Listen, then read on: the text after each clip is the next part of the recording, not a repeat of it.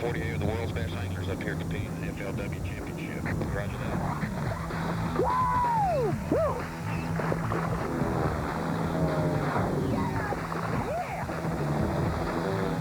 There's $500,000 on the line. Yeah, roger that. 500,000.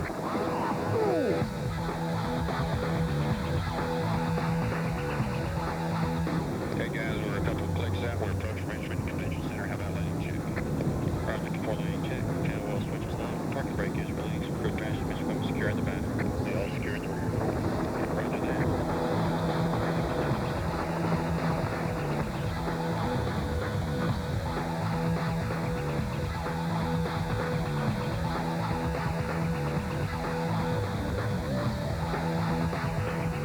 Ladies and gentlemen, here they come, the top 12 anglers in the world, vying for a shot at $500,000. They are accompanied by the Virginia Army National Guard. Let them hear it.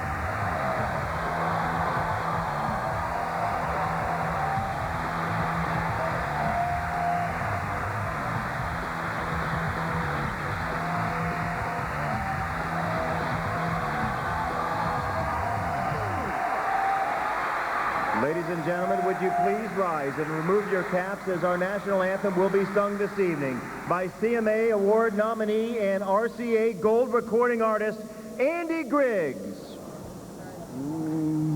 Oh, say, can you see? Well, by the dawn's early light, what so proudly we hailed at the twilight's last gleaming, whose broad stripes and bright stars, well, through the perilous fight, o'er the ramparts we watched were so gallantly streaming, and the rocket's red glare, the bombs bursting in air, it gave proof through the night that our flag was still there. Well, oh, say, does that star-spangled banner yet wave for the land of the free and the home of the brave?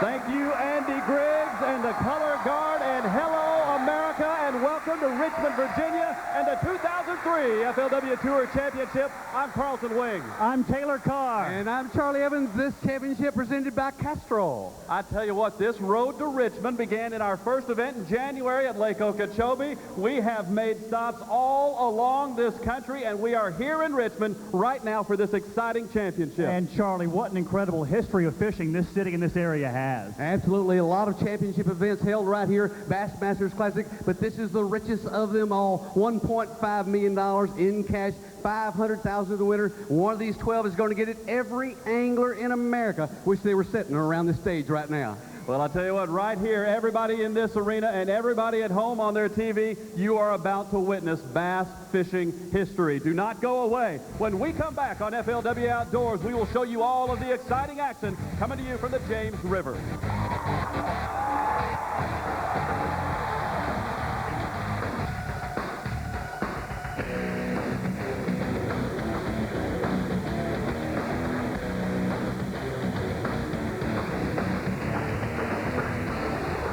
Back to Richmond, Virginia in the 2003 FLW Tour Championship. This is the end of the run on a thrilling 2003 season, and this is one of the most unique events in all of professional fishing on a variety of levels. Let's talk about the first one, money. $1.5 million is the purse, $500,000 to the winner. That's the biggest championship payday in pro fishing history, Charlie. It'll certainly make a difference in this entire sport for years to come. Another thing that was different is the format of this championship. The bracket style, NCAA type, they call it, all kinds of work, head on head. We had great competition. I'll tell you what, everybody that got here survived 2 rounds of competition just to get here, start back at 0. The most weight today will take on the $500,000. And here's one other thing that all of these anglers survived, and this was something unique about this event: tidal water. A lot of these anglers had never faced it before. Some thought they had, but they'd never seen it like they'd seen it this week on the James River. Record high tides, different weather almost every day, different tide conditions. Today was truly the worst high tide of the entire week. Everybody here had to adapt. We'll see who adapted the best. We had rain, we had wind, we had it all. Let's talk about now how they got here. We started with 48 pros. They went head-to-head down to 24, now down to the 12 that you see on stage. But days 1 and 2 were critical. Here's a look back at days 1 and 2 at the FLW Championship.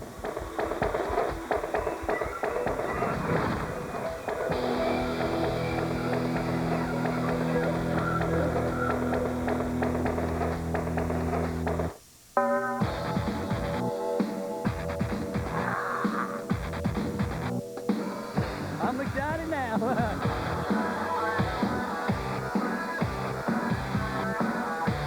We're fishing for $500,000. FLW Championship Round 1.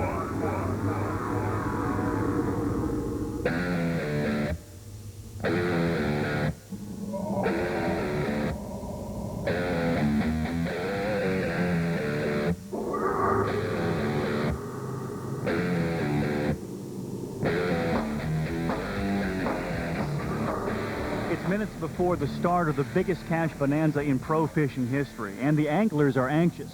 Yes, because of the money and prestige at stake, but mainly because the James River is high and they all want it to be low. Their consensus, the timing would be everything. You know, in this James River, it's going to take a guy to get in the right area in that right little window of time. That window might last an hour or two, but maybe just 45 minutes or so.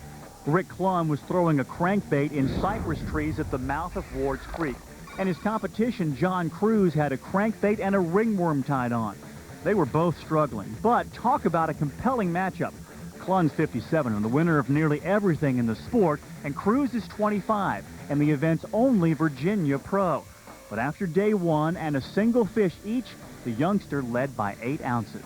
I know that he's a crankbait fisherman, and on this river I love to throw a little small crankbait, and that's really, you know, what's going to do well here once the conditions get back to normal. And that was the tone of the day: low weights and frustration. I'm telling you, I've been here for 10 days practicing, and I thought I could go out there and catch me some fish, and I fished all day as hard as I could fish, and I never had a bite. Some other notable pros struggled too. Angler of the Year and Evinrude pro Dan Moorhead trailed Kellogg's pro Alvin Shaw by more than 7 pounds. Randy Blockett had more than 5 pounds to make up on fellow Fuji pro Wesley Strader. And Chevy pro Kevin Van Dam was almost 6 pounds behind Yamaha pro Terry Bolton. The best catch of the day was from Ranger pro Rob Kilby, 11 pounds, 12 ounces. Bill Chapman and Yamaha pro Greg Hackney had the 5th and 6th best weights, but paired against each other, only one could advance. So what were the anglers talking about? All that water. Any wind out of the north is going to prevent the tide from going out. And if the tide doesn't go out in a bite, history. Anglers trailing in their head-to-head matchups knew exactly where they stood. Dion Hibden, 10 ounces behind John Sappington. Scott Martin, 214 back of Dave Lefebvre. And Kevin Van Dam knew he had to make up almost 6 pounds on Terry Bolton. Anything less than that $500,000 payday fades away. On the water, Kellogg's pro Alvin Shaw continued to fish well, on his way to pulling off the tournament's biggest upset of top-seeded Dan Moorhead. Dion Hibden couldn't find his bite, losing to Snickers pro John Sappington and losing his shot at that record payday. I didn't have any fun today. I'm sorry. I'd like to lie and say that it was a great day on the water, but no, it wasn't. In other matchups of note, Kellogg's pro Clark Wendlandt disposed of Stanley pro David Walker. Paul Elias came from behind to beat Chip Harrison. Virginia's John Cruz held on to beat Rick Klum. Harmon Davis was almost 5 pounds better than Aaron Martins. Rob Tilby went on to beat Tim Carroll. Wesley Schrader had almost 20 pounds in beating Randy Blockett. Greg Hackney won that shootout with Bill Chapman, and Kevin Van Dam made the tournament's biggest comeback, coming from over 5 pounds back to beat Terry Bolton by 4 pounds. 24 of the world's best anglers remain, and they'll go head-to-head one more time to take us down to our 12 finalists. The thrilling preliminary round was tough. The semifinal round even tougher still. A look back at the exciting Day 3 when FLW Outdoors returns.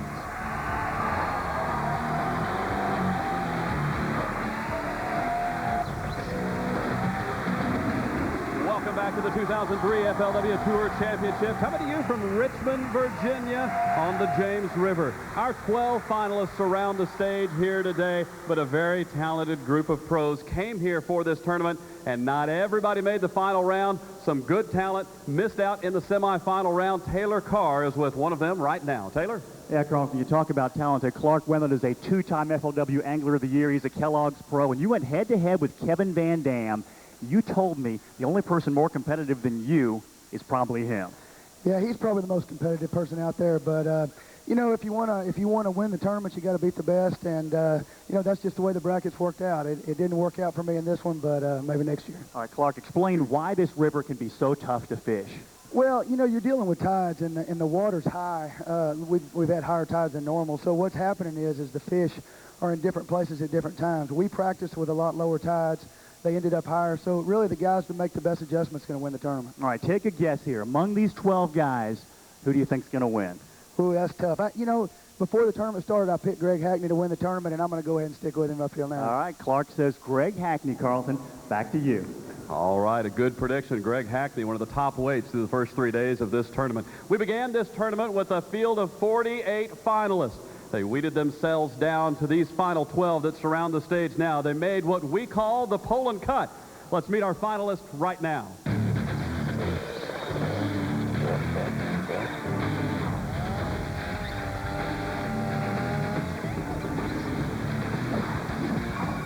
Our first finalist knows how to win a few $100,000 at one tournament. He won $700,000 at the M1 last year, and this year defeated Jim Moyna and Rick Lilligard to get to today's final round. From Manio, North Carolina, Castro Pro David Dudley.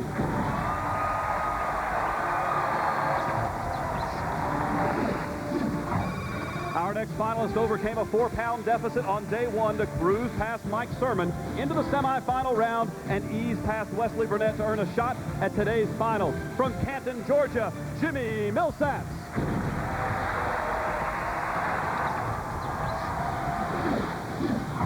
Our next finalist is one of the biggest names in bass fishing. He overcame a 5-pound, 12-ounce deficit on day 1 to win the round over Terry Bolton, and then beat Kellogg's pro Clark Wendland to emerge from one of the toughest brackets of the tournament. From Kalamazoo, Michigan, Kevin Van Dam.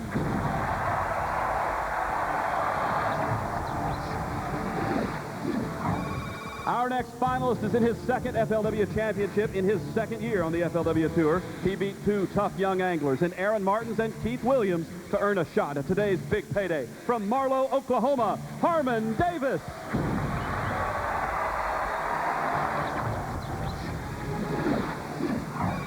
Our next finalist earned the second best stringer of day 2 and overcame Matt Herron and 2-time world champion George Cochran in the first 2 rounds. From Waynetown, Indiana, Shad Skank.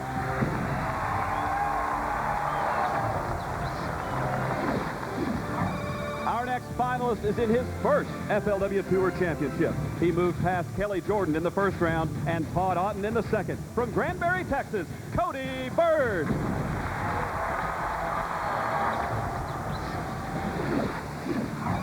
Our next finalist already upset the top seed in this tournament and has turned in the 3rd best total weight of the first 3 days.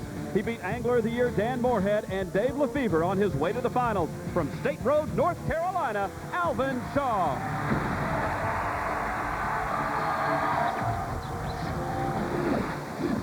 Our next finalist knows the James River well. Getting to today's final was not easy. He had to beat one of the best in the business in Rick Clunn and then held off Mike Hawks. The only Virginian in the field, from Jetersville, Virginia, John Cruz.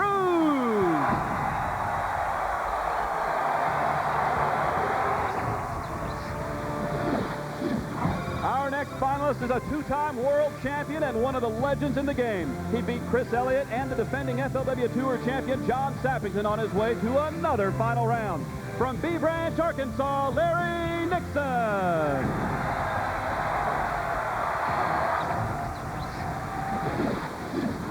Our next finalist has caught more total weight than anyone in this tournament with a three-day total of 32 pounds, 7 ounces. He beat Bill Chapman and Tommy Biffle on his way to today's final. From Gonzales, Louisiana, Greg Hackney.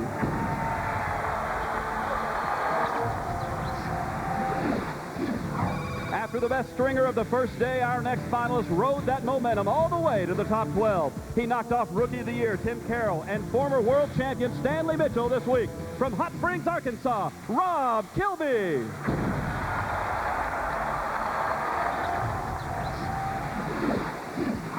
Our final finalist overcame a 12-ounce performance on day one to win the first round over Chip Harrison and then beat Wesley Strader in the semifinals. From Pachuta, Mississippi, Paul Elias. Ladies and gentlemen, here are your 12 finalists for the 2003 FLW Tour Championship.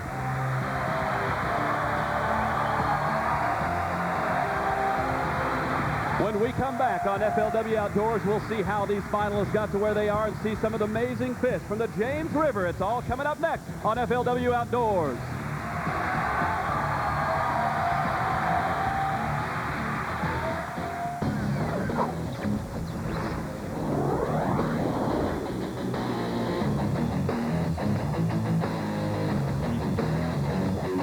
FLW Championship Round 2. Welcome back to FLW Outdoors and the $1.5 million FLW Championship on the James River in Richmond, Virginia. That's Chevy pro Kevin Van Dam, who made a great comeback yesterday to make it to round 2. He's fishing underneath the Highway 10 bridge at the mouth of the Appomattox River, and the tide is going out now. He is paired against Clark Wendlandt. Clark had to run farther, and Carlton Wing is with Wendlandt now. We're about 55 miles up the Chickahominy River. This is Clark Wendlandt, and this is one of the dream matchups of this tournament. A two-time Angler of the Year against another Angler of the Year. Clark going head-to-head against Kevin Van Dam today. What's that like for you here in this semifinal round? Well, I tell you what, Kevin's one of the best fishermen in the world, and you know, it's one of those things you kind of got to put out of your mind because you got to catch fish no matter what. And you know, I'm just gonna, I didn't have a great day yesterday. I'm gonna change up just a little bit and, you know, see if something great will happen today. Patty and the girls are here with you. Do they have any advice or comments for Dad today? Catch some fish. A lot of prayers were said for me this morning, so, you know, I need all of that I can get. We're about a half mile up the Appomattox River with Kevin Van Dam. Kevin, you're throwing a spinnerbait now. This is your style of fishing. Yeah, I really like this place because you can really run around and hit a lot of spots, and you know, with the tide moving, there's always a good spinnerbait bite. You know, if the tide's moving, the bait fish are active, and the spinnerbait just really does a good job. So I've been catching a lot of my fish on a spinnerbait and a little crankbait, but also a little bit on plastics too. You just have to change it up. You know, these fish see a lot of baits, so I'm throwing the whole kitchen sink at every good spot. Here the water's good and clear still. The tide's not running too hard. We're going to have real strong wind today, so I know the tide's going to come back in real hard. So I would like to, you know, fish the last 2 hours of the outgoing tide and have it fall like it normally does. You figure Clark will catch him, so you better catch him today, too. I'm planning on catching him. You know, I'm going to do my best. But, you know, the first day I had a real tough day. Yesterday was a lot better. Well, hopefully we can come up with something. And it might take something special to emerge from what's being called the bracket of doom. Van Dam and Wendlandt got to round 2 by knocking off David Walker and Terry Bolton. Over to Greg Hackney, who along with Wendlandt and Stanley Mitchell were the only anglers who'd made the long run up the Chickahominy. Louisiana's Greg Hackney has just completed a 60-mile run. We are within eyesight of the Chickahominy Dam. Greg, it's raining. We got a little bit of a wind, and you say that you love these conditions. Yeah, I really do. I don't know, it always seems like fish normally bite a little better in bad conditions than they do when it's real nice and pretty. Really, all that I've done this morning is I've changed. I've been catching most of all my fish flipping, but I caught them in practice during this weather, throwing a buzzbait and a spinnerbait, so I'm hoping this morning they'll get back on that deal. You can hear that buzzbait from all the way across the river. I'm hoping they can hear it, too. Greg, being from Louisiana, you fished the Gulf Coast and those tidal waters. Has that prepared you for what you faced here on the James River? No, it hasn't. I just thought I could fish tidal water before I came here. This has been a totally different ball game. I've never been to a place where every 6 hours the water's going to go up or down. You know, in a 24-hour period at home, sometimes if the wind blows right, the tide will actually never move. Here, it moves regardless. It either just gets higher or lower, depending on the wind. But it still moves every 6 hours.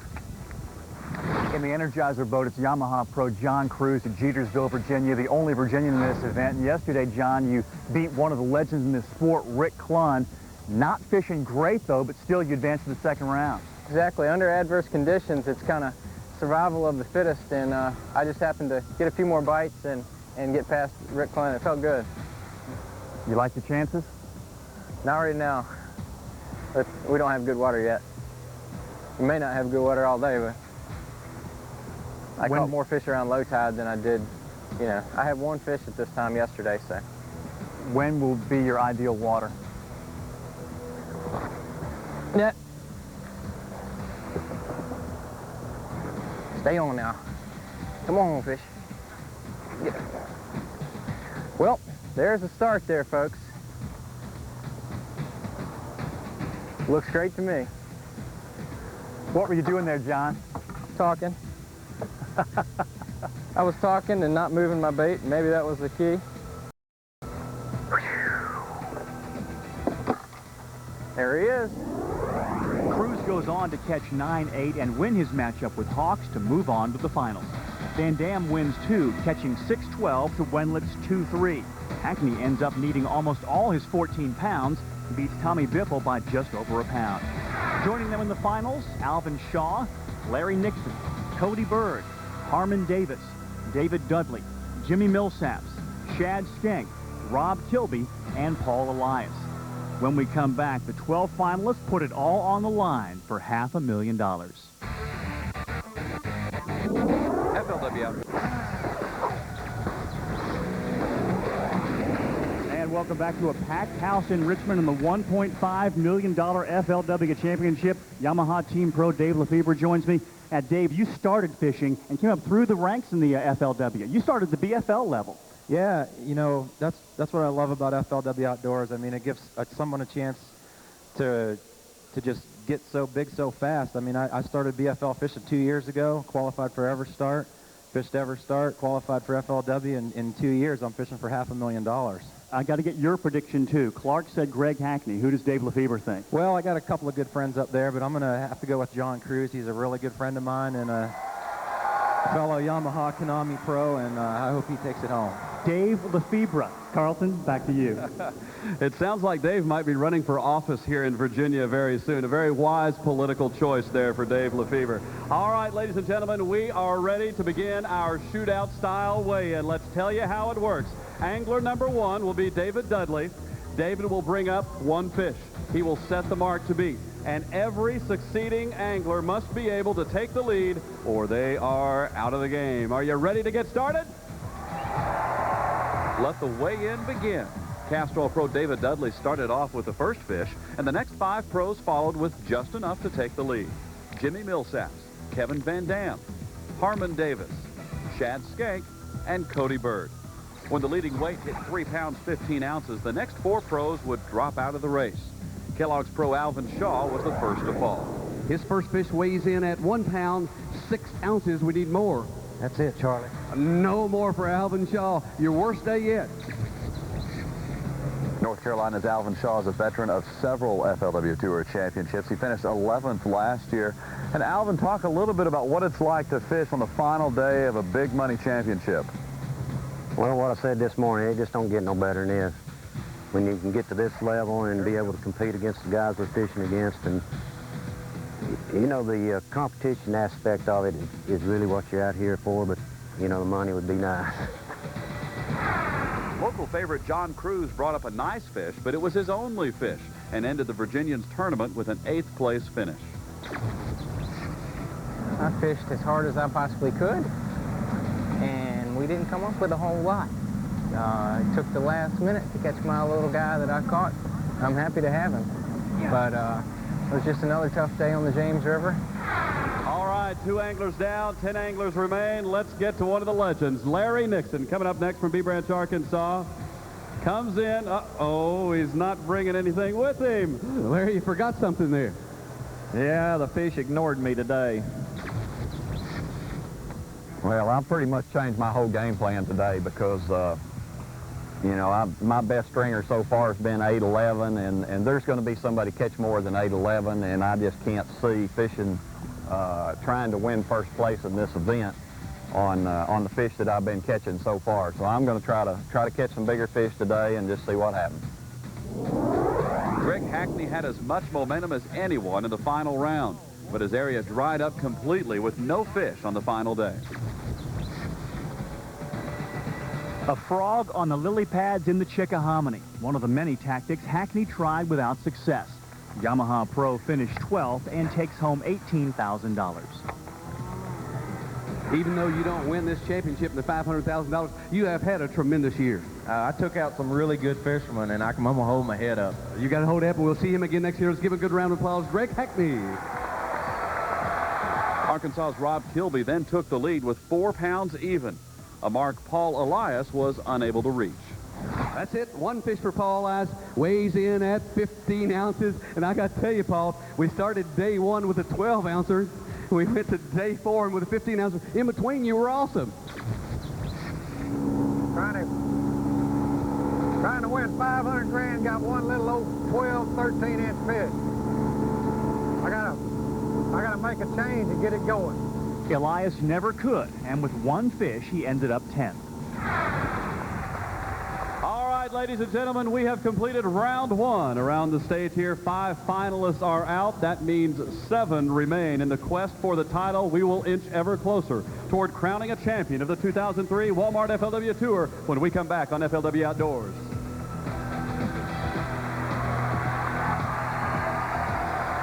And we just witnessed one of the unique aspects of pro fishing. You saw John Cruz and Larry Nixon weigh out. You know, Larry Nixon fished his first pro tournament in 1977, and that was the year before John Cruz was born. These are 2 of our top competitors. You know, for pro fishermen fishing for $500,000, weather is always a factor. 7 anglers remain, and they had some high water to deal with, not only caused by 2 inches of rain in the last day, but also offshore winds. Many of the anglers had to decide not just where to run, but when to run there. Even this morning, some of them changed their plans completely. That's a tough decision to make with $500,000 on the line. Stay tuned. More to come from Richmond and the FLW Championship.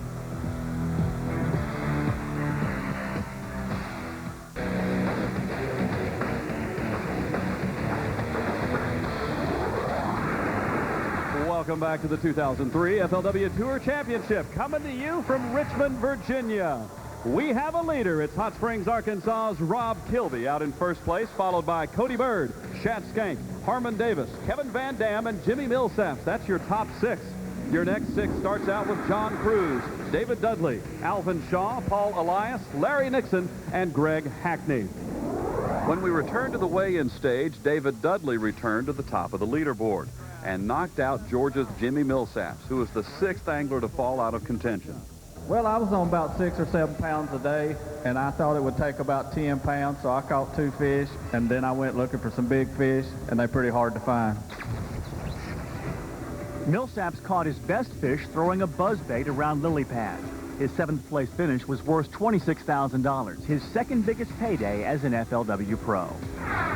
One of the biggest names in the sport was next to exit.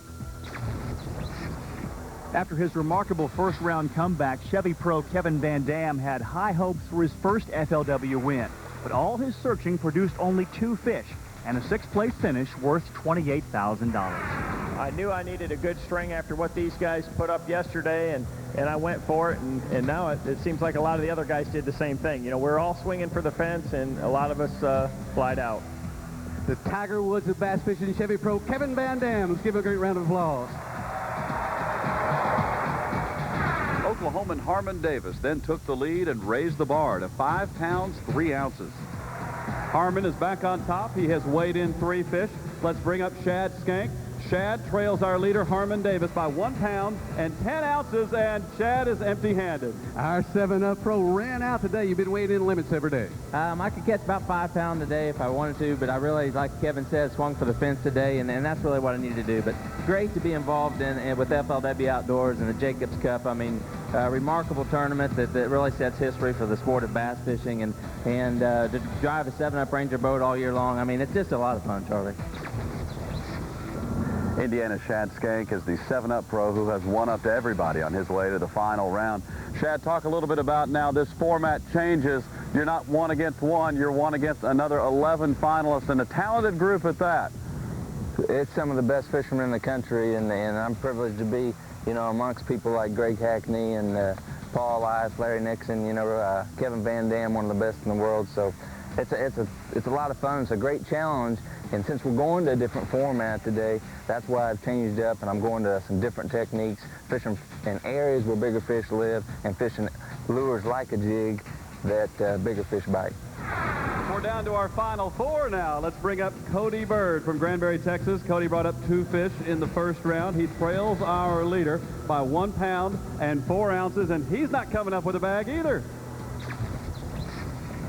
Cody Bird of Granbury, Texas had it going early with a jig, but he only managed 2 fish. Still at just under 4 pounds, it earned Bird $35,000 and 4th place, his best FLW finish to date. Now we begin a 3-man shootout for the title. Rob Kilby brought up a fish just shy of 2 pounds to take the leading weight up to 5 pounds 15 ounces. David Dudley followed, needing at least 1 pound and 8 ounces. That fish weighs in at 2 pounds, 7 ounces, a new leader, David Dudley. All right. Harmon Davis now needed at least 1 pound and 12 ounces to retake the lead. And one of the largest fish of the day was more than up to the task. All right, Harmon Davis with a total weight of 9 pounds and 4 ounces is our leader. We go back to Rob Kilby, who has weighed in 3 fish, and with his next fish must bring up 3 pounds and 5 ounces, but he doesn't have it. Rob is out. But one that got away early in the day could have made a huge difference. Kilby finished only 3.5 pounds out of first. And for a long time, he'll wonder what was at the end of that line. That was a big one, too. Ladies and gentlemen, our champion of the 2003 FLW Tour Championship will be either Harmon Davis or David Dudley. Let me tell you that just 2 pounds and 6 ounces separate those 2 remaining finalists. We will crown a winner when we come back on FLW Outdoors.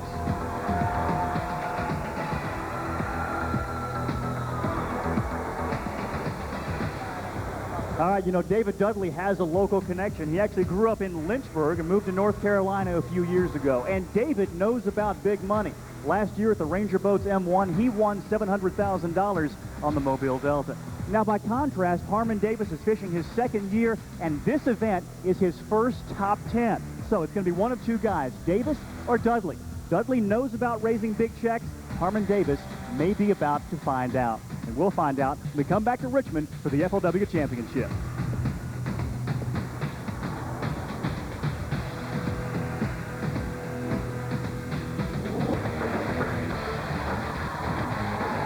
Welcome back to the 2003 FLW Tour Championship. We are in the final moments. Only 2 anglers remain in the quest for the $500,000 first place prize. And there they are on your leaderboard. Harmon Davis with 9 pounds and 4 ounces, and David Dudley is the only angler left who can possibly catch Harmon. Taylor Carr is out in the audience, and he is with a very nervous and anxious member of that audience. Taylor? Yeah, she seems pretty calm, Carlton. This is Angela Dudley and Mason Davis Dudley, a month-and-a-half old, wife and son of David Dudley. Now, Angela, you talked to David this morning before he started fishing. What was his mood? He seemed pretty calm. He didn't know if he was going to win or not, but he's going to do his best. He's always pretty even-tempered before he starts fishing, isn't he? Yes. He has won a big check before, but this $500,000, I gather, would still be very welcome. Yeah, get us out of debt. All right, take a look at his face right now. Is that the face of a man who's about to win $500,000? I don't know, but he came in 2nd for Angler of the Year, and he can only do the worst he can do is second for championship, so we got a lot to be thankful for already. The Dudley cheering section is cheering strong, Carlton. All right. Well, our leader right now is Harmon Davis out of Marlow, Oklahoma. He leads David Dudley by 2 pounds and 6 ounces, and he is with our Charlie Evans right now. How are the nerves going right now? Well, Charlie, I hadn't been nervous until right now. A little nervous right now? Just got really nervous. You're down between you and David Dudley. One of you is going to win $500,000. I got to tell you, it's going to be exciting, too. Oh, it's very exciting. I mean, you look around at these 12 guys. I mean, they're guys, I mean, Kevin, guys that I idolize. And to be sitting here with me and David, I mean, it's just incredible. But I want to say hi to my mom and my dad and my wife and my 2 little boys. They're at Walmart in Duncan, Oklahoma. And I'll be home soon. Watching him on Walmart Television Network live. We're streamed out live to Walmart's nationwide. So they're there in the store watching you. As far as I know, they're there. What I'm doing this morning is just trying to cover a lot of water because with the water high, I don't have a very good bite going. So we're looking for one good bite today, or this morning. There it is.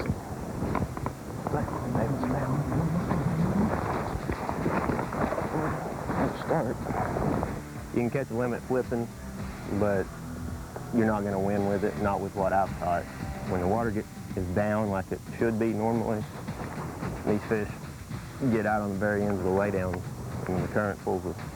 When the tide switches, it kind of flushes all the bait fish right back out to the ends of the laydown so you can catch them.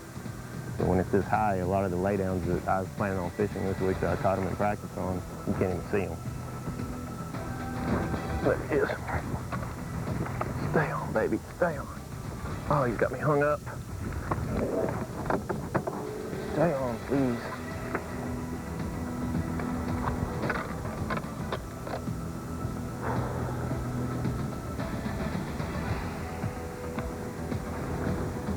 Can't do that kind of stuff and win. He doesn't seem too nervous right now. How's your man, Carlton Wing? All right. Right now it looks like he's got nerves of steel. He's been in a similar situation before at the M1 last year. This is David Dudley, who has 2 pounds and 6 ounces to make up. David, you've hoisted a big check before. $500,000 is still $500,000.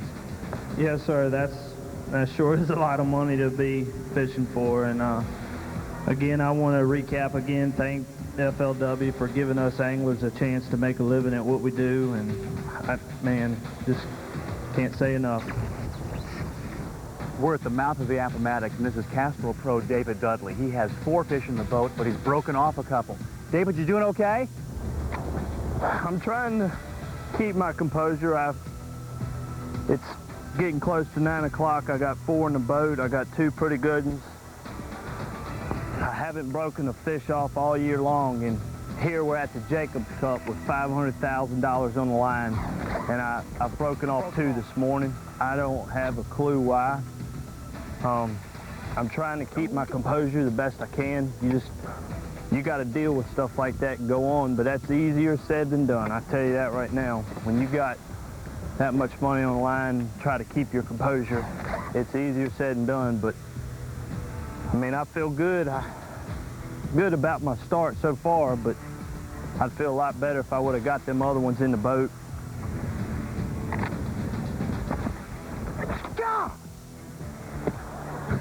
I got a little upset right there. Oh, really?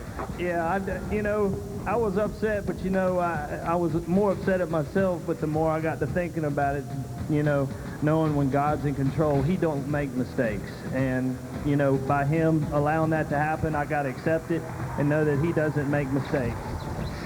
I'm learning every day, and even with this tournament, I'm learning to deal with pressures a lot more. All right, we're going to learn right now who is the champion of this 2003 FLW Tour Championship. David Dudley's going to go to his live well and bring out his fish. We're going to see if David can make up 2 pounds and 6 ounces and take the lead. If he is able to do so, we will go to Harmon Davis and see if Harmon Davis can retake the lead. Here we go. David Dudley bringing up his 5th and final fish, trailing by 2.6, which is our magic number. 2 pounds, 6 ounces will put our Castrol Pro David Dudley into the lead. going to be close. It's going to be within ounces. He says it's going to be within ounces. Let's watch it close. This fish weighs in at 2 pounds, 9 ounces, 2.9, a new leader. All right. David, stay with us right here. David is now our leader. He leads by 4 ounces, folks. 4 ounces separates David Dudley from Harmon Davis, and we have a champion. David Dudley, your 2003 FLW Tour champion. Here is your check, $500,000 richer.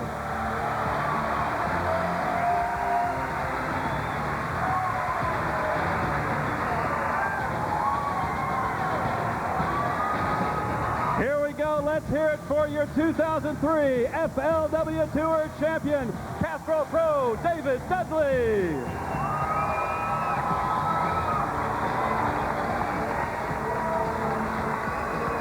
David, it's been a thrill ride. I know you want to hang on to that check, but we have one more thrilling presentation for you. Let me take the check and bring to you now the Walmart Vice President, Bill Kerr, with a very special trophy presentation. David, come on back here. David, on behalf of all the great Walmart associates throughout the world and our wonderful FLW sponsors, it's my honor to present to you as the winner of the 2003 Walmart FLW Tour Championship. Congratulations. David, let me get in right here. Let me get a comment from you. A little over a year ago, I said, David Dudley, you are the M1 champion. How does that feel? David Dudley, you're the 2003 FLW Tour champion. How does that feel?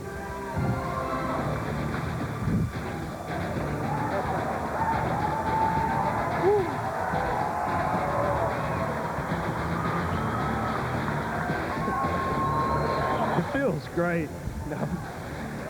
Man, I want to just thank the Lord. It's amazing when you put your trust in Him what happens.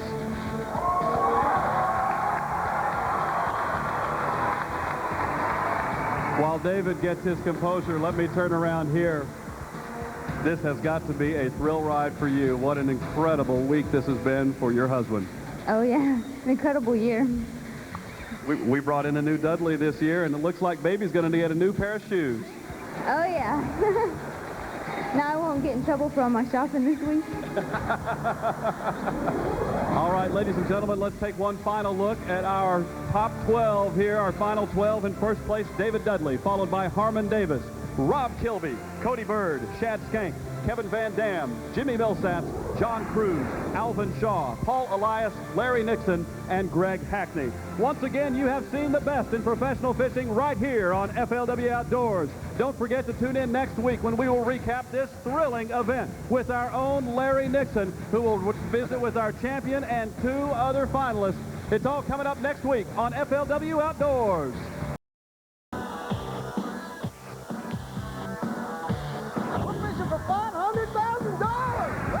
FLW Championship Round 1. Here's how you claim that $500,000.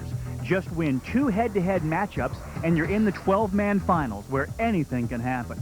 But along with beating world-class anglers, there's the James River to contend with.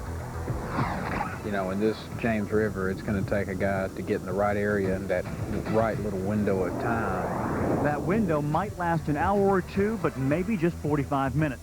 Marlow, Oklahoma's Harmon Davis found his window early in Kittywan Creek, and he had 4 fish in the boat.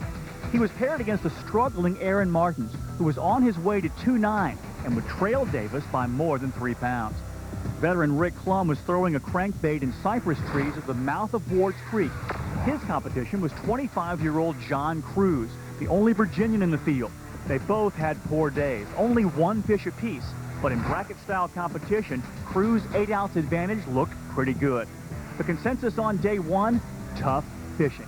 I'm telling you, I've been here for 10 days practicing, and I thought I could go out there and catch me some fish, and I fished all day as hard as I could fish, and I never had a bite. Some other notable pros struggled too. Angler of the Year and Evinrude Pro Dan Moorhead trailed Kellogg's Pro Alvin Shaw by more than 7 pounds. And Chevy Pro Kevin Van Dam was almost 6 pounds behind Yamaha Pro Terry Bolton. Bill Chapman and Yamaha Pro Greg Hackney had the 5th and 6th best weights, but paired against each other, only one could advance. Hackney ended up winning his pairing. and so did Cruz. Davis held on to beat Martins, and Van Dam made a giant comeback and edged Bolton. The upset of round one, the 48th seed Shaw knocked out the top-seeded Moorhead. FLW Championship Round 2. On day 3 of the big money FLW Championship, there were 12 head-to-head matchups for spots in the finals. The pairing of Kellogg's Pro Clark Wendlandt and Chevy Pro Kevin Van Dam drew the most attention. Between them, 3 FLW Angler of the Year titles and a boatload of wins in big-time events, plus a ton of competitive spirit. Kevin's one of the best fishermen in the world, and you know, it's one of those things you kind of got to put out of your mind because you got to catch fish no matter what. Van Dam was closer to home, fishing the Highway 10 bridge at the mouth of the Appomattox. We're going to have real strong wind today, so I know the tide's going to come back in real hard. So I would like to, you know, fish the last 2 hours of the outgoing tide and have it fall like it normally does. Yamaha Pro Greg Hackney was near Wendlandt in the Chickahominy, and he'd need a good day to beat Tommy Biffle. I've been catching most of all my fish flipping, but I caught them in practice during this weather, throwing a buzzbait and a spinnerbait, so I'm hoping this morning they'll get back on that deal. Upriver again, and local favorite John Cruz. Net. Stay on now. Come on, fish. Yeah. Well, there's a start there, folks. What were you doing there, John? Talking. I was talking and not moving my bait. Maybe that was the key.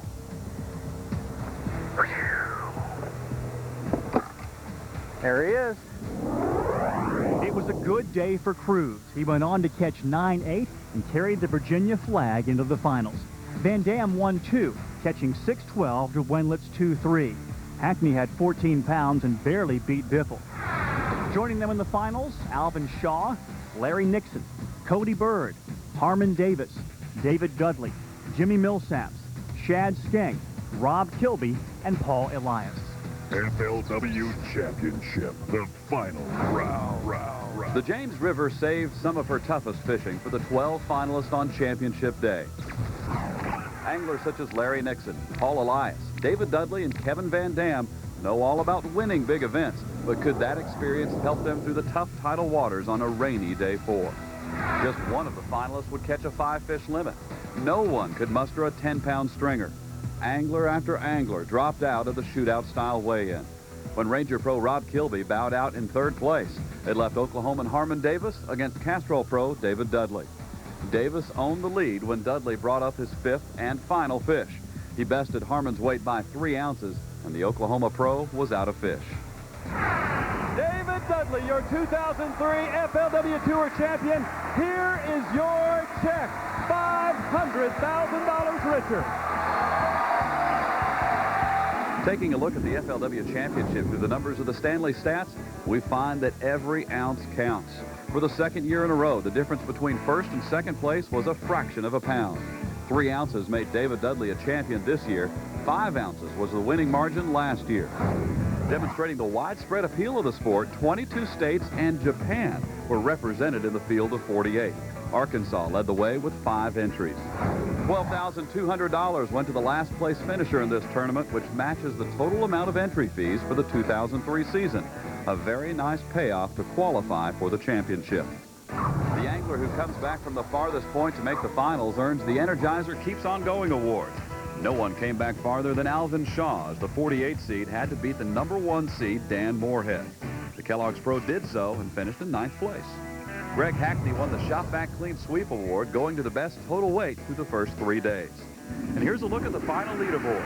David Dudley took home the big money. Harmon Davis won $75,000 for 2nd. Rob Kilby took 3rd place, followed by Cody Bird, Shad Skank, and Kevin Van Dam. Jimmy Millsaps took 7th place, followed by local favorite John Cruz in 8th.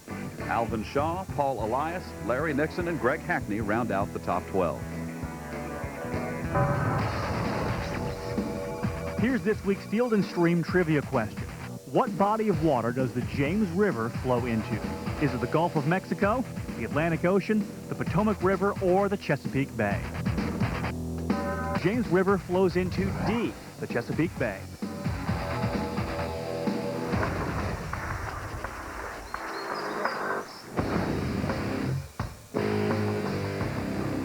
Ranger Pro Rob Kilby turned a 44 seed into a 3rd place finish in this championship, beating Rookie of the Year Tim Carroll and Stanley Mitchell in the head-to-head matchups. His 3 fish for just under 6 pounds was impressive on a tough final day. But Kilby may have had the winning fish frustratingly close to his live well. This was the one that got away and could be the difference between first and third place.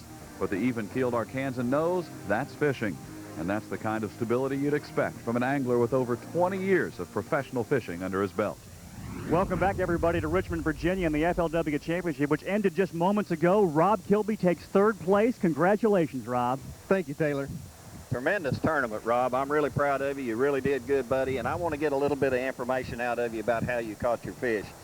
I know the first 3 days you was whacking them pretty good, and I really had you pick to win after day 2 for sure. Was you fishing back in a creek, or what type of water was you catching your bass? Larry, what I was doing, I was going in the back of these small creeks looking for a little bit of clear water, and I was catching them on a crankbait and a jig. And, you know, the first day I caught a limit on a crankbait, and I was lucky enough to cull out a couple with some bigger fish that I caught on a jig. And the second day, I went to some new areas, you know, looking, basically practicing, because I knew I had a pretty good cushion. That's right. And I found another creek that had a few in it, and, you know, I caught a limit really quick and culled another one on a jig and left it because I knew I was going to go back. Was these fish positioned on wood cover? I mean, were they on definite little spots that you pretty much knew you was fixing to get a bite? Well, you know, those creeks, as you well know, there's a lot of traffic in them. That's right. And if there's any kind of visible cover, you know, boats are going to hit it and they're going to fish it in front of you. And what I had found, these fish were suspended off a little creek channel drop in the bends, in the outside bends. There'd be a little bitty flat and then a drop off. Right. And they were setting out away from that drop, just a little ways, but you needed sunshine. Yeah. And as long as the sun shone, we had some sunshine, I could have caught them all, you know, all week. Yeah, but it rained and muddied up today too, yeah. There's a drop, one of the few drops around here. That's where I was catching my fish to begin with. Is suspended off the sides, these little drops. And this one is actually pretty deep. There's a lot of current that comes through here. With the water down on low tide, they suspend off the side of this drop. Well, these fish were actually then kind of relating to a drop. That, you know, that's a normal fall pattern, channel related. They usually get right on them bends, like you say, where that water drops off a little bit. And could you catch more than one out of one area? Yep. You know, there was just little schools of fish, and they would be in a bend, an outside bend, but it needed to be a bend that had a drop. Like you said, that's a pattern that we've all fished for years, you know. Yeah. Finally. Wow. I wasn't sure it was going to happen. What a hog. And but they needed to be on a drop there, and you need a little bit of sunlight, and they'd back them up and get away from those trees. They weren't far from them, but they were knew just how far enough to stay away from get somebody catching them, you know. So they sat out there and until I come along, and they were pretty happy. That's one of them patterns I tried a lot, and I just never really picked up on it. Of course, I wasn't able to crank much, you know. I was kind of limited to my fishing ability this week, but still, that's a good fall pattern. Fish relating to the ends of the timber, away from where people pitch their worms and pitch their jigs, and you got to do something different to get the bait in front of them. Well, that's right. And, you know, and the other key to it was, and I had to really watch myself, and you had to wind it really slow.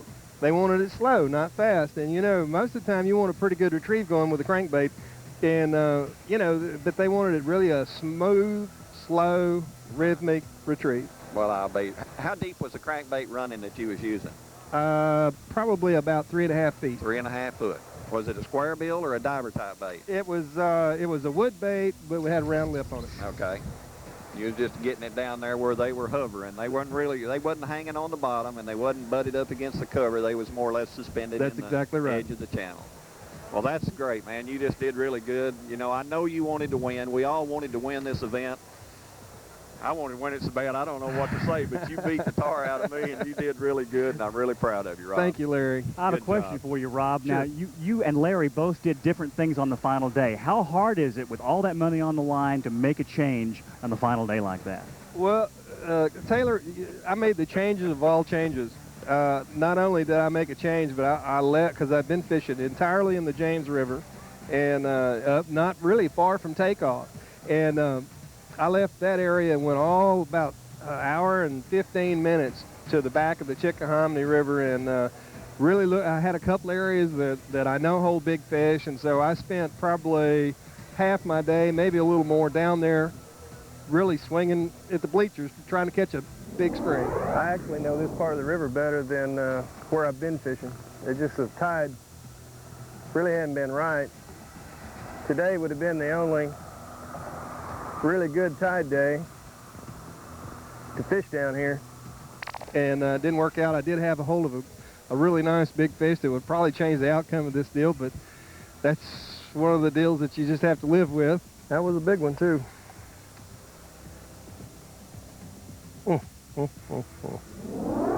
Anyway, and I come all the way back, and I basically fished myself all the way back and caught one here, one there, and ended up catching 3. And so, you know, it was fun. Well, your main area didn't pan out today at all. No.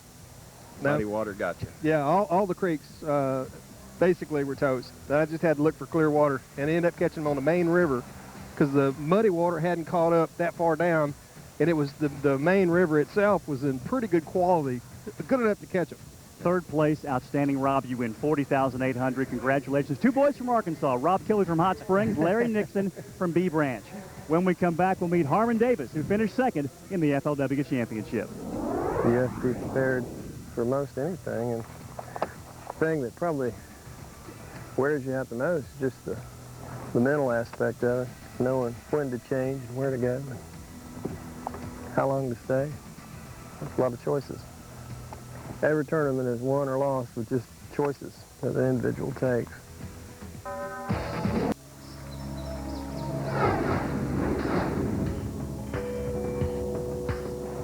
Harmon Davis came within 3 ounces of the FLW Tour Championship. As tough as it may be to swallow the near miss, there are hundreds of anglers on the FLW Tour that would love to trade places with a second-year pro out of Oklahoma. Harmon beat 2 other talented youngsters in Aaron Martins and Keith Williams to get a shot at the title. Coming to you from Richmond, Virginia, we're at the FLW Championship for 2003, and Harmon Davis finished second. It was you and David Dudley, and you didn't quite do it, Harmon. No, I've caught a limit every day I've been here, and I think you're disappointed, Larry. I had every opportunity to catch a limit today. And how many fish did you actually lose today? I lost 2 and had one on hit a buzzbait and missed them. And didn't hook him at all? Nope. There he is. Stay on, baby. Stay on. Oh, he's got me hung up.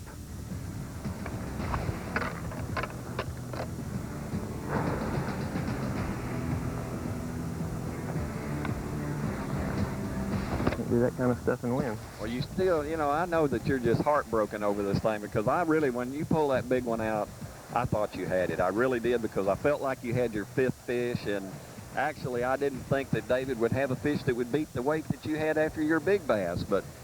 You know, I thought all day today that, you know, if I could catch... the way my morning starts is I'm waiting on the tide. So right. I'm running and I'm hitting spot after spot after spot. What I'm doing this morning is just trying to cover a lot of water, because with the water high, I don't have a very good bite going, so... We're looking for one good bite this morning. And I ran to a spot today and got hung up in it. I was throwing a crankbait. And I went and fished another spot, and I told him, I said, I got to stop and hit it one more time. And I stopped and caught that 4-pounder. It just became a real threat. So. I haven't been nervous the entire time I've been here. Now I'm shaking. That's not good.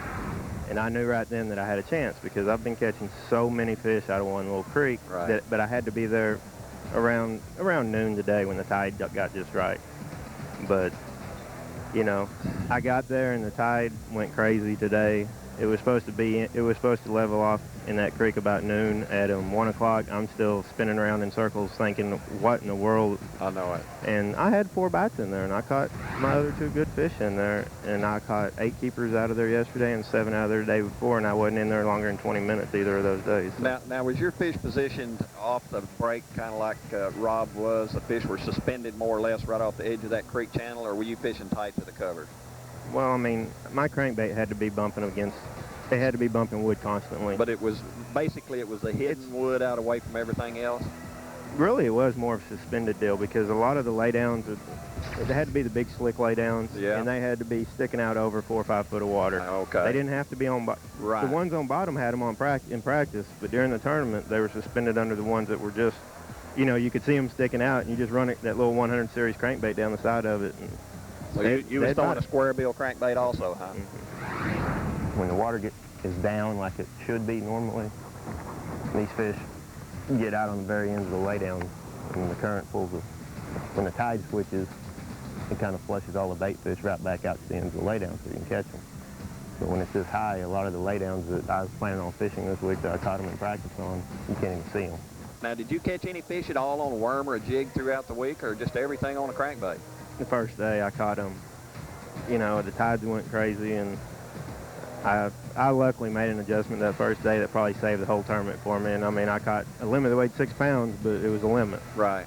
But I grabbed a flipping rod early that morning and started flipping. I only caught one on a crankbait that day. So, but the next day the water came down, and I was hoping it was going to keep going down, but it didn't. And now you mentioned on the stage that you was fishing in, was it Kittywan? Was that your major area where you was catching most of your fish, or you just had 2 or 3 creeks? I was in a little bitty creek that you had to run a big flat to get to, and nobody else. Yesterday there was 2 guys in there, but when they saw me come in, they knew I'd been in there the last 2 days, and they left. And one of them had already fished through one area, and the other one came in behind me, and in that 15 minutes that I was there and nobody saw me, I caught 8 keepers. So it was just, I knew where they were and what to do to catch them. I mean, and it was the bait, the color. My partners threw crankbait, same brand, different color. Well, you had a tremendous tournament. I know you're disappointed, but I'm still proud of you, and I'm going to congratulate you on a great event. Thank you. And you'll be back. Was this your best finish? Yes. It was your first top 10, wasn't it? My first top 10. I've been right there to make the cut 5 or 6 times in 2 years, and I hadn't quite made it. And, you know, second place in the tournament like this can either make you or break you. And it's not going to break me because I guarantee it. I want that thing right there that much worse. So. Harmon Davis finishes second from Marlow, Oklahoma, and wins $75,000. We've got more to come from Richmond, Virginia on FLW Outdoors.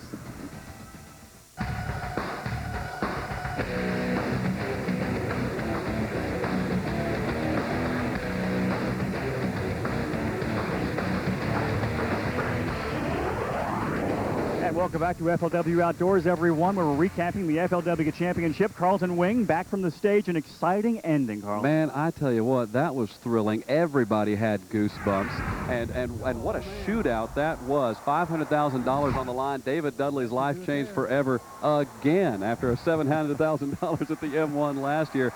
What a thrill ride that was.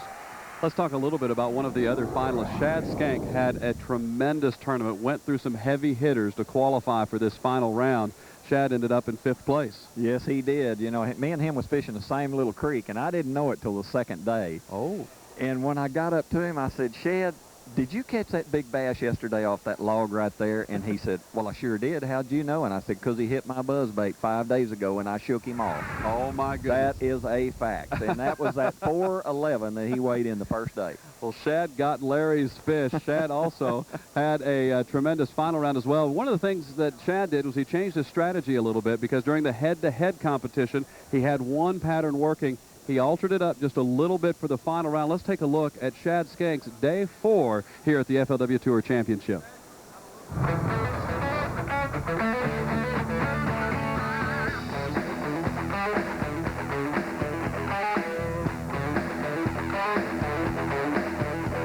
It's a $500,000 at stake. I mean, that's truly remarkable for the and a great strides for the sport of bass fishing. But you know, really, I'm not thinking about that as much as you would think. I mean, I'm out here to get a job done and perform to my ability. And if I perform to my ability and fish to my potential, that's all you can ask for. The sport, more so than a lot of sports, is really mental. And so that's what I'm saying. You know, we're at day 4, and I mean, I'm excited to be here, no question about it. But really the focus now is not on all the excitement or hoopla before the ramp or what's going to go on later today. I mean, we just got to do our job and catch some fish. Is it our first keeper? I don't know. It's going to be close. My dad said, keep your head on straight last night, you know. I mean, he knows I have the opportunity to win. He knows I'm pretty good under pressure situations, and, you know, and I got a positive attitude. You know, thankful I've been around good people growing up to have that, and so that's probably the most important thing today. I mean, whoever wins this tournament, if it's me or someone else, I guarantee you their attitude's, you know, top notch. Next spot, just gonna keep working right up the Appomattox. Still focusing on this area that I've caught big fish in, or that I know big fish, you know, live. It's usually the mouth of a ditch or an intersection, something like that. We got this island. That's what we want. This fish probably should come off the front of this island. Even though the current's coming into it, he can sit right behind those weeds with a little protection. And then it's just like room service. The current's bringing the bait and the food right to you. Right there in that little point where that little cut is, there's a point on each side. There should be a fish right in there. Guy asked me the other day, well, why are they in the pockets or the points or whatever? And it's kind of like you picking a house, a place you want to build your house. You're going to want to live someplace where you can see out over everything, where you're on a hill maybe, where you're on a point, or someplace you feel protected. Trying to keep that buzzbait moving just as slow as you can. I just try to keep it just on top of the water. I think a fish has a better chance to grab your lure if you're doing that.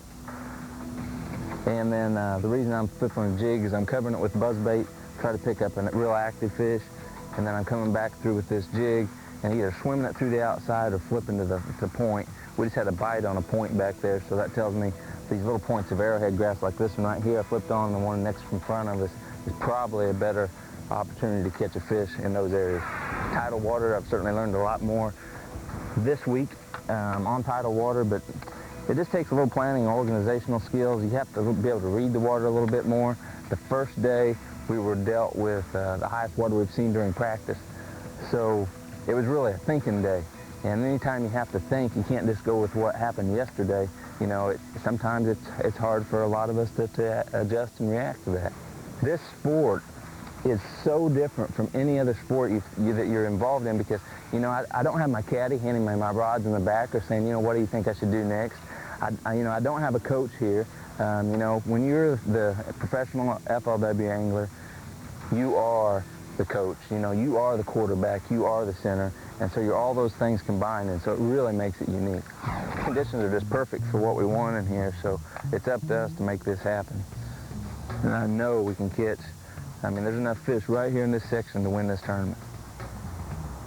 Whether they eat or not is a different story. Put a little worm on that point, see if we can't just at least get it started.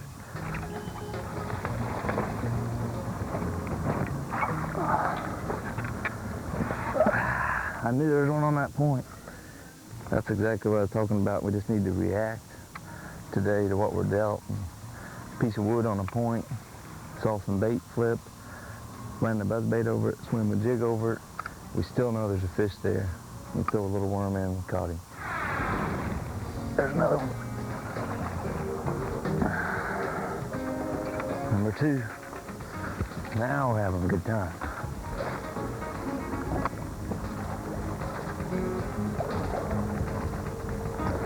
There's one.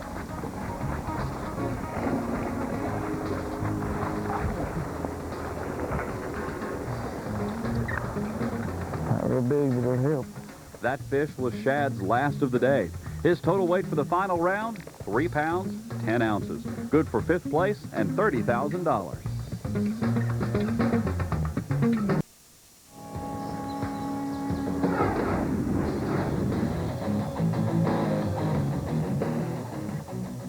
After getting past Jim Moyna and Rick Lilligard, David Dudley was poised for another shot at history.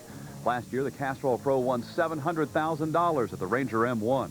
This year, he adds another $500,000 as the FLW Tour champion. More than enough to set up a nice playroom for his newest addition, Mason Davis Dudley, born a month and a half ago. He's a proud papa and an accomplished angler who didn't know how his day would turn out until the very end. Welcome back to Richmond, everyone, with Larry Nixon. And just minutes ago, the man to his right in the Castrol jersey raised a check for $500,000. David Dudley, congratulations. Thank you. I'm really impressed. I'll tell you what, I'm so excited I don't know what to say, and I didn't win it. I didn't catch nothing, but watching you catch them fish on film a while ago and winning $500,000, your heart, I know you couldn't talk. No, I couldn't. I feel I feel a lot better about this win than I did the Millennium. I don't know how to describe it to you, but I feel like I earned this one more so than I did the Millennium. So this one was a lot more emotional for me. Well, this championship, now it's hard to get here, David. I mean, you did a great job qualifying and finishing high in the Angler of the Year standings and head-to-head competition, knocking everybody off, and bang. Yep, it's not an easy task to do. I reckon that's why I'm a little bit more happy about this one. I've been at this game for 9 years now, and you know, every year I'm still learning, gaining more experience, and it all adds up to where, you know, pressure doesn't bother me as much as it used to. Now, I got to ask you something.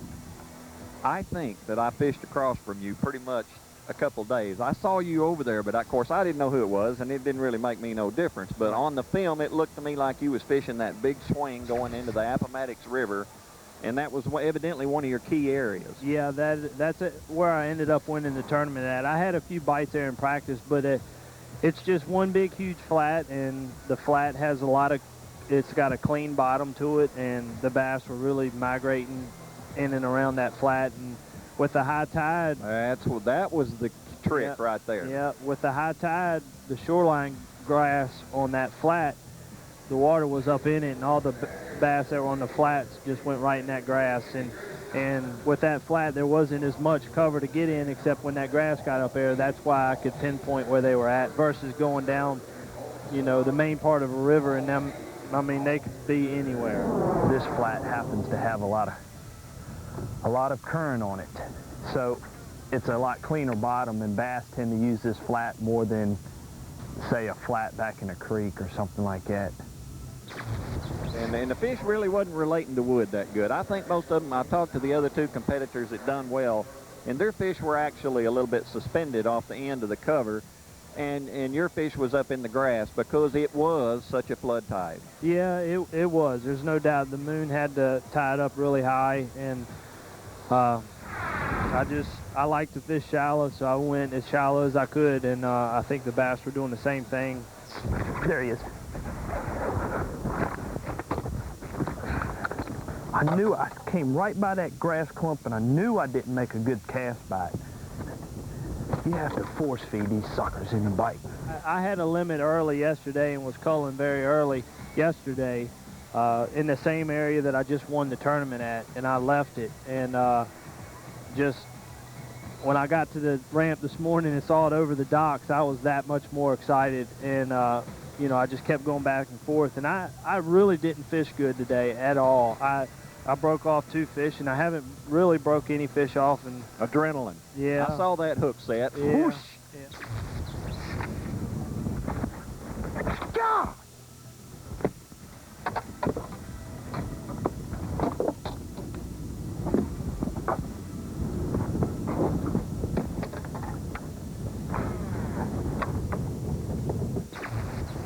Just as soon as I set the, I mean, I didn't even put hardly any tension, and one of the breakoffs was my mistake because I just caught a 5-pound striper, and I was drifting into the grass, and I unhooked the striper, got everything rigged up, made 1 or 2 casts in that piece of grass, and got a bite and set the hook and broke it, and I should have retied. Broke him off. That's the first one I have broke off all year long, and that was because you're just stupid.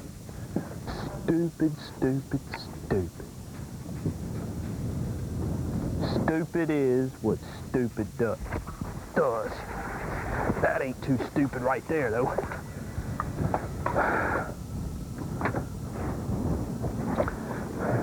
You were the stupid one that time. Just like a little while ago, I was the stupid one. Now, I want to ask you another question. What weight of spinnerbait was you throwing? Was that a 3/8? No, I was throwing a 1/2 ounce. Half-ounce. Yeah, the water was actually kind of clear there, and with a 3/8 ounce spinnerbait, they were getting too good of a look at it. Like, you'd come by that grass and you know, it was almost a reaction bite in that grass, and with a lightweight spinnerbait, they were getting too good of a look at it and it wasn't biting it, so I went to a 1/2 ounce and started ripping it through the grass, and they were reacting to it a lot better. Good point, because a lot of times that's a whole key to catching bass. I mean, you got to get them to react, especially fish that are heavily pressured. Yes, there's no doubt the James River fish are heavily pressured. No, no doubt about it. I've been practicing and looking at these people, and everybody fishes a lot of the same areas. But I want to congratulate you, man. You did a heck of a job, and Thank I know you. you're so excited you don't know what to do, and just a tremendous tournament, Dave. Yep, thank you. You'll be a long time getting over this one. Yes, I will. Now, David, we got to know, we pulled up on you this morning, and you were mad at yourself. You were really frustrated. How did you get your composure back? Because you had just broken off a fish. Yeah, that was probably the second one I had broken off, and at the time after that second one, I was really frustrated because the first fish I broke off, like I said, that was almost my fault. But I come to peace with it, knowing that the Lord doesn't make mistakes. And when I broke that fish off, knowing that he allowed that fish to come off and break off, I wasn't worried. You know, it may have been a striper. It may have been his way of saying, you don't have to unhook this big dude. That's right. Yeah. You know, Larry, this guy knows how to pick the tournaments to win. 700,000 last year, a $500,000 this year. That's picking tournaments to win. David, congratulations. Thank you. Congratulations again. Your winner, David Dudley. More to come from Richmond when FLW Outdoors continues. Where, oh where have my fish gone? Why did they leave my spot all alone? I searched the James River over and thought I found a good spot. But the fish had another idea. Now they are and they're gone. Welcome back to Richmond, everyone. The FLW Championship. David Dudley, your winner. Taylor Carr with Carlton Wing and Larry Nixon. Boy, we had a huge show today. Lots of fun and a big championship. The outdoor show surrounds this stage, the usual family fun zone that we see at all of the FLW Outdoors events, also here as well. The stadium was packed. We had people standing in the corners and people watching on closed-circuit TV inside this Coliseum. There's a lot to do. Have you had a chance to take part in some of this? I'm going to tell you what, I made all the cuts. I hadn't had time to go see anything. So, you know, what can I say? Larry's been fishing. So, Larry, well, I'm sure we'll see you out on the convention floor for a little while. And then Andy Griggs, you can hear him warming up in the background. That concert starting momentarily. There is so much to do and see at the FLW Tour Championship. Let's take a look back at Championship Week here in Richmond, Virginia.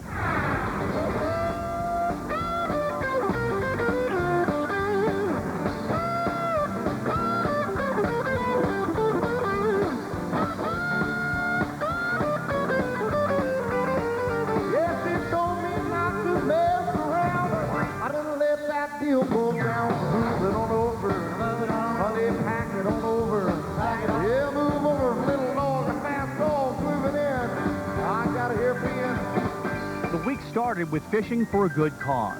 The FLW Celebrity Challenge for the City of Hope and prostate cancer research. All 48 pros were there, and the celebrity list included racing star Ryan Newman. I enjoy it from a nature perspective as well as the fishing. You know, I love catching fish. In fact, when people try to take me fishing, I ask them and say, we're going fishing or we're going to catch fish.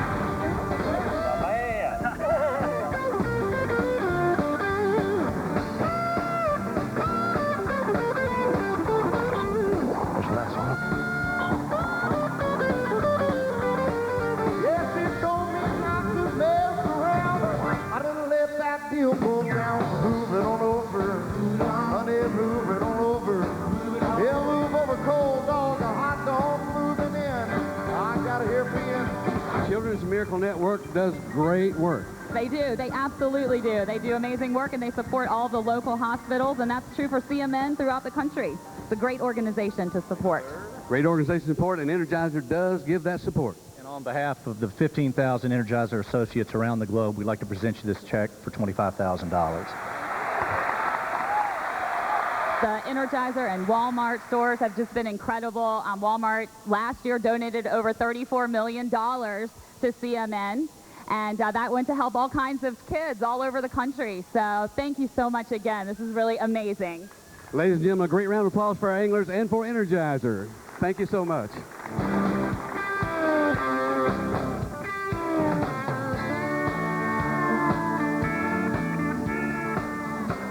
How are you doing, buddy?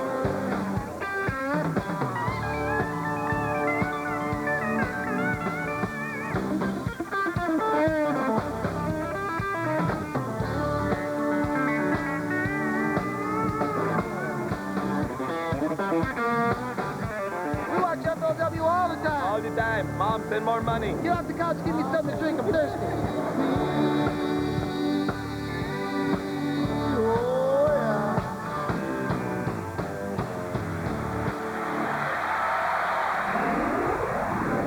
I think everybody here had a great time, and there were thousands and thousands here. You can make your plans now for next year. We're in Birmingham, Alabama next year for the FLW Championship 2004. More from Richmond when we come back.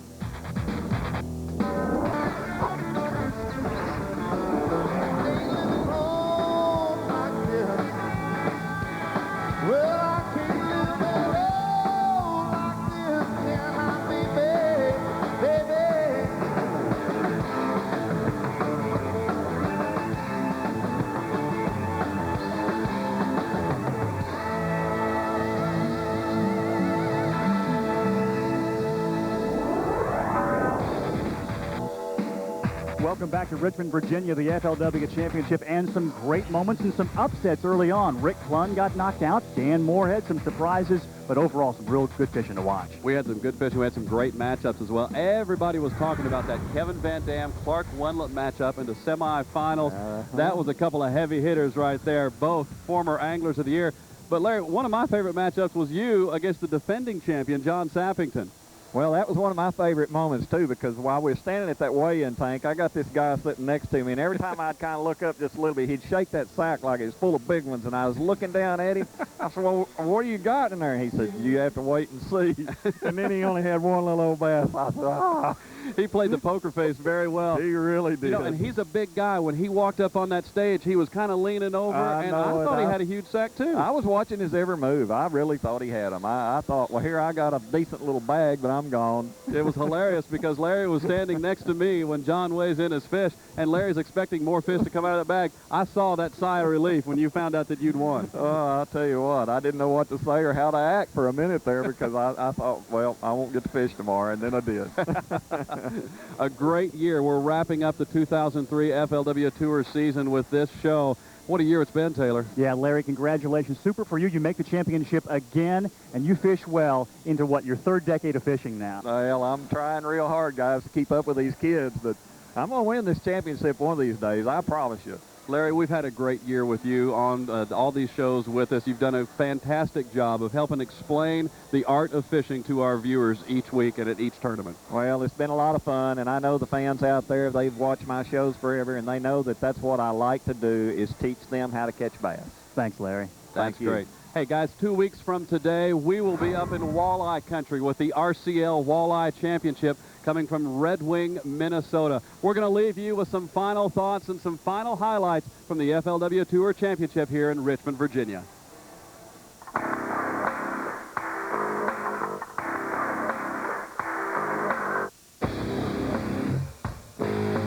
From Virginia brings in a 5 bass limit today. That's the way to finish up a 5 fish limit right there.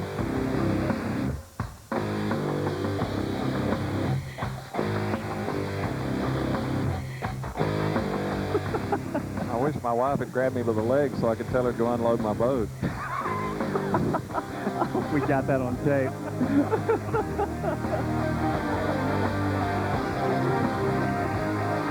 I'm excited now. I made it. You're fishing tomorrow? I'm fishing tomorrow. Ooh, get you some.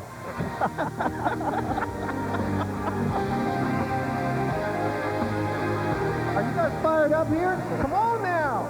We're fishing for $500,000. Woo!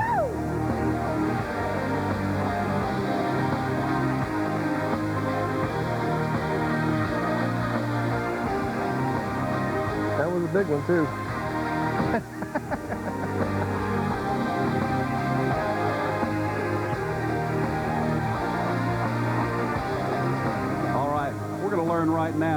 who is the champion of this 2003 FLW Tour Championship. David Dudley's going to go to his live well. Do we have a champion? David Dudley, your 2003 FLW Tour champion. Here is your check, $500,000 richer.